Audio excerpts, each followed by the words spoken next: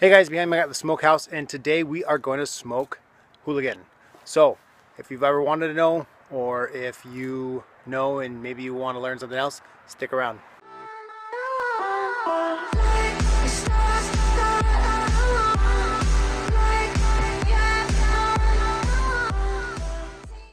So these are what hooligan look like. These are also known as candlefish. The Clinkets used to call them candlefish because they're so rich in oil that they could light their candles with them. Danny Churchill got these yesterday up on the Stickeen River, and he uses a cast net to throw them out and get them, and he was having a hard time getting them. He finally got some, and we're going to smoke them, and we got to clean them off, get the sand off of them, and then slit them open a little bit so that they drain, hang them in the smokehouse. And this is just the first part right here. They're not as salty as they used to be when they used the seine net and drag them up on the beach. Now we're putting them in the bucket so I can slit them a little bit. I always like to slit them open just a little bit so they drain a little more when you're smoking them.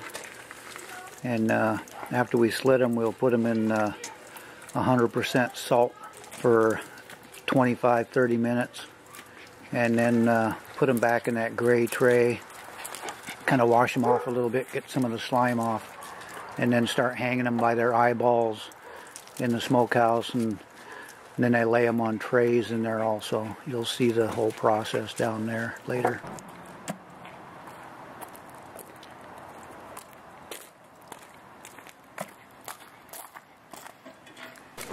These are all males right now. Just slice them open a little bit like that so they drain a little bit better. They cook better. It's the way I like them. A lot of people don't do it this way. Some of them clean them all the way. Some of them don't clean them at all.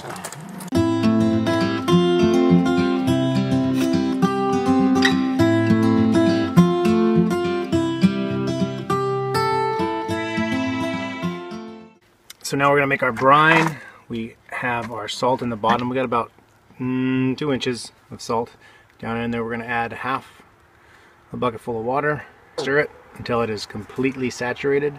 So we got our salt. We added our water halfway. We're going to start stirring, and then we're going to siphon it off. And when we dump it off in the other one, there should be nothing but salt in the bottom, which means the water in the other bucket that we just dumped out is 100% saturated with salt.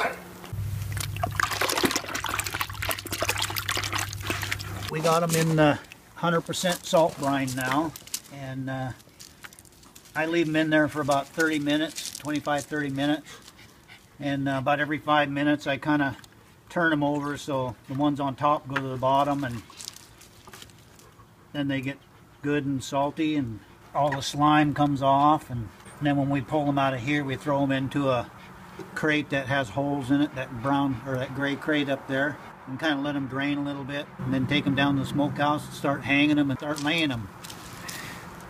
Okay, see you in 30 minutes.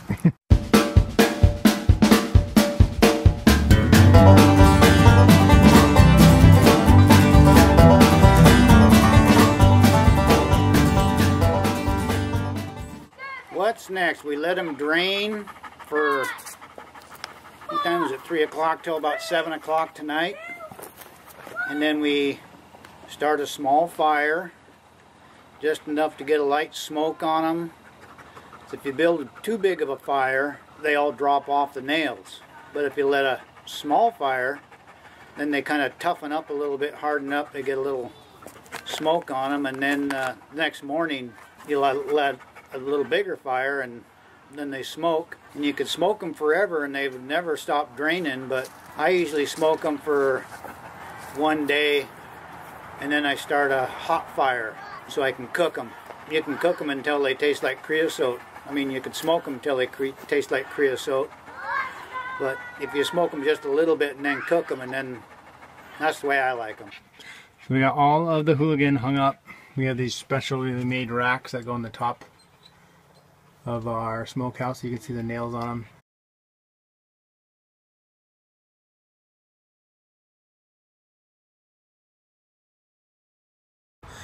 When your hooligan is all done smoking, they should have this nice golden color to them. And all you do is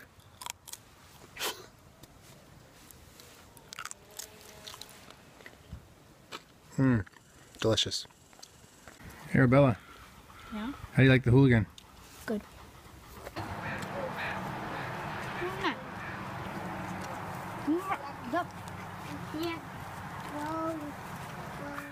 Make sure you're spending quality time with your family. That's one of the big things that I am happy that we have here, is that we live so close to my parents. A lot of the stuff I would do with my dad when I was younger, but I wouldn't pay attention enough to learn it. And so now that I'm older, I have more of a desire to learn those, and I'm just thankful that I still have him to do that. So if you're out there, take advantage of it, spend quality time, learn as much as you can from your parents or your grandparents so that you can pass it on. Keep the traditions alive.